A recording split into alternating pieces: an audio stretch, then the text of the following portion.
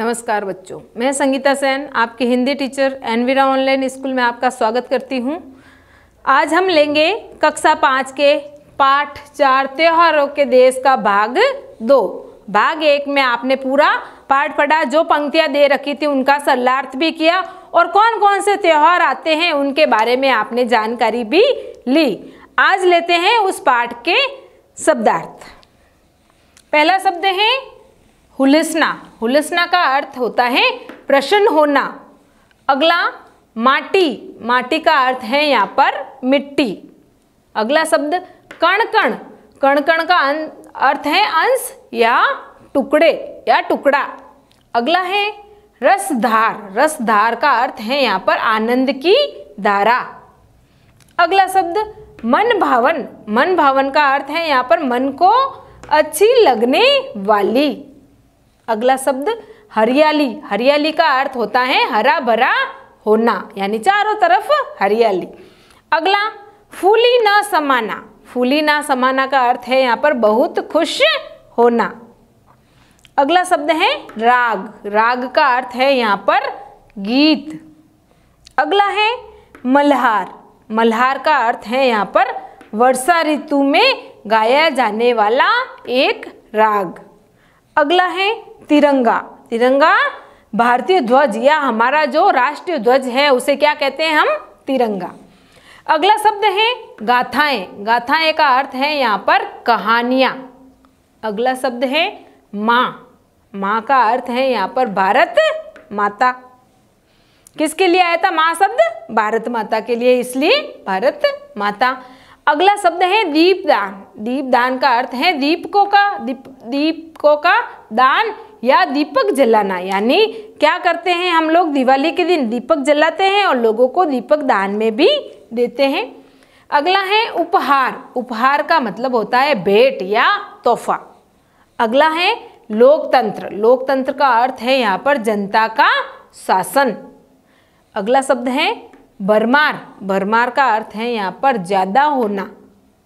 अगला है संदेशा। संदेशा का अर्थ है यहाँ पर सूचना।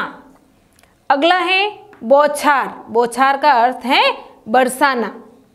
अगला शब्द शहीद। शहीद का अर्थ है यहाँ पर बलिदानी। ये हो गए अपने इस पाठ के शब्दार्थ पूरे। लेते हैं अगला प्रश्न। सही उत्तर क्रमाक्षर कोष्ठक में लिखे, यानी यहाँ पर प्रश्न दे रखा है, उसके अलग अलग 4 विकल्प दे रखे हैं। उसमें से जो सही है वो विकल्प का क्रमाक्षर जो अक्षर आगे दे रखा है अ ब स द में से जो सही है वो आपको इस कोष्ठक में लिखना है। देखते हैं। पहला है 15 अगस्त है, यानी 15 अगस्त क्या है? इस दिन अपन इस दिन को अपन किस रूप में मनाते हैं? 15 अगस्त को हम किस रूप में मनाते हैं? अ महिला दिवस के रूप में, ब शिक्षक दिवस के रूप में, स आज़ादी का दिवस के रूप में, द बाल दिवस के रूप में। किस दिवस में मनाते हैं? आज़ादी के दिवस के रूप में। तो यहाँ पर क्रमाक्षर में क्या लिखा है? स। तो यहाँ अपन कोष्ठक में क्या लिखेंगे? स। इसमें स सही होगा। अगला है लोकतंत्र की झांकी लेकर आती है। लोकतंत्र की झांकी। झांकी यानी लोगों का शासन, जनता का शासन कौन लेकर आती है? हमारा संविधान। मैंने आपको बताया था पढ़ते समय। तो इसके अंदर विकल्प है अ होली, ब 26 जनवरी, स दिवाली, द ईद। लोकतंत्र की झांकी लेकर कौन आती है? 26 जनवरी। कहाँ लिखी है? ब। तो इसमें क्या सही होगा? ब। ये हो गए क्रमाक्षर वाले प्रश्न पूरे। अगला है एक शब्द में लिखें, यानी यहाँ पर इसका विस्तृत रूप दे रखा है, इनको अपने को छोटा रूप यानी एक शब्द में इसका उत्तर देना है। जैसे पहला है बहनों का त्योहार, कौन सा होता है? राखी। तो अपन एक शब्द में क्या लिखेंगे यहाँ पर? राखी। अगला है लोकतंत्र दिवस। लोकतंत्र दिवस कब मनाते हैं? वही गणतंत्र दिवस का हो या लोकतंत्र दिवस, एक ही है। कौन सा है? 26 जनवरी। 26 जनवरी। ये हो गया इसका एक शब्द में उत्तर। अगला है एक राग जिसे वर्षा ऋतु में गाते हैं। पाठ में एक राग के नाम आया है जो सिर्फ वर्षा ऋतु में गाया जाता है, कौन सा था? राग मल्हार। ये हो गया इसका एक शब्द में उत्तर। अगला है वह व्यक्ति जो मातृभूमि के लिए बलिदान होता है, यानी वह व्यक्ति जो मातृभूमि के लिए बलिदान हो जाता है उसको क्या कहते हैं अपन? क्या कहते हैं? शहीद। क्या कहते हैं? शहीद। ये हो गए अपने प्रश्न 1 और 2 पूरा। लेते हैं इस पाठ के प्रश्नों के उत्तर। त्योहारों का देश किसे कहते हैं? पहला प्रश्न है त्योहारों का देश किसे कहते हैं? उत्तर है इसका त्योहारों का देश भारत को कहते हैं, यानी हमारा भारत ही एक ऐसा देश है जिसमें विभिन्न प्रकार के त्योहार मनाए जाते हैं, इसलिए हमारे देश को त्योहारों का देश कहते हैं।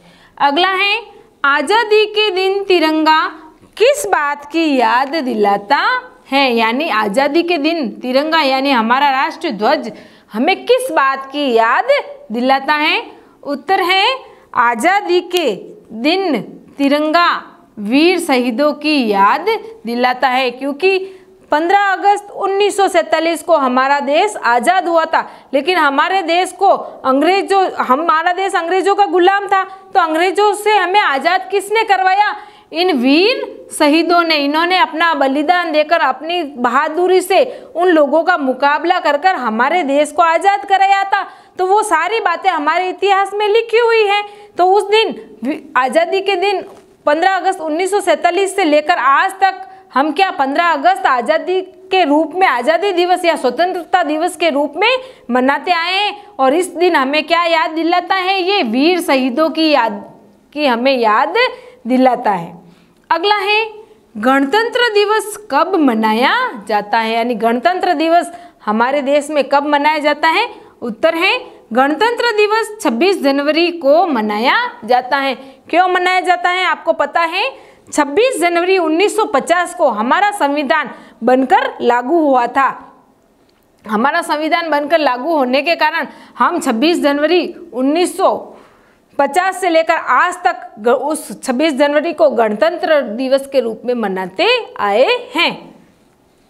अगला है राखी का त्योहार कैसे मनाया जाता है? अब ये तो आप सबको पता है कि राखी का त्योहार कैसे मनाया जाता है, क्योंकि आप भारत देश में रहते हो तो आपको ये पता होना चाहिए कि राखी का त्योहार किसका है? भाई बहन का त्योहार है। उत्तर है इसका यह भाई बहन के प्यार का त्योहार है। इस दिन बहन बहुत खुश होती है, वह अपने भाई की कलाई पर राखी बांधती हैं और भाई से अपनी रक्षा का वचन लेती हैं।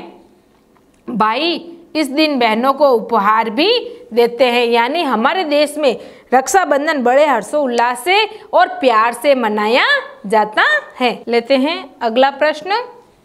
भाईचारे का संदेश कौन सा त्योहार देता है? यानी इस पाठ में हमने पूरा पाठ पढ़ा, इसके अंदर भाईचारे का संदेश लेकर कौन सा त्योहार आता है? उत्तर है इसका भाईचारे का संदेश ईद का त्योहार देता है, क्योंकि ईद मुस्लिम लोग मनाते हैं और ईद के दिन आप देखते हो कोई कोई मीठी सेवइयाँ और खीर बनती है इनके घर पे, तो हिंदू लोग भी वहाँ पर जाते हैं और हिंदू मुस्लिम एकता का संदेश हमें ईद का त्योहार देता है। अगला है क्रिसमस पर क्या उपहार मिलते हैं? क्रिसमस डे जो कि 25 दिसंबर को मनाया जाता है, उस दिन बड़े जो सांता क्लॉज बनकर बच्चों को उपहार के रूप में क्या क्या देते हैं? उत्तर है इसका क्रिसमस पर सांता क्लॉज बच्चों को खुश करने के लिए खिलौने और चॉकलेट आदि उपहार में देते हैं। क्या देते हैं? चॉकलेट और खिलौने। बड़े ही सांता क्लॉज बनते हैं और बच्चों को उपहार के रूप में क्या देते हैं? खिलौने और चॉकलेट। अगला है हमारे देश को त्योहारों का देश क्यों कहते हैं? हमारे देश को त्योहारों का देश क्यों कहते हैं? उत्तर है इसका हमारे देश को त्योहारों का देश इसलिए कहते हैं क्योंकि यहाँ पर हर महीने कोई न कोई त्योहार मनाया जाता है। हमारे देश में हिंदू, मुस्लिम, सिख, ईसाई सभी धर्मों के लोग मिलकर होली, दिवाली, ईद, क्रिसमस आदि त्योहार मनाते हैं, इसलिए भारत को त्योहारों का देश कहते हैं। आपने ये पूरा पाठ पढ़ा है, उसमें आपने देखा कि हर महीने कोई न कोई त्यौहार आता है और उस त्यौहार को हम बड़े हर्षोल्लास से मनाते हैं, इसलिए हमारे भारत देश को त्योहारों का देश कहते हैं।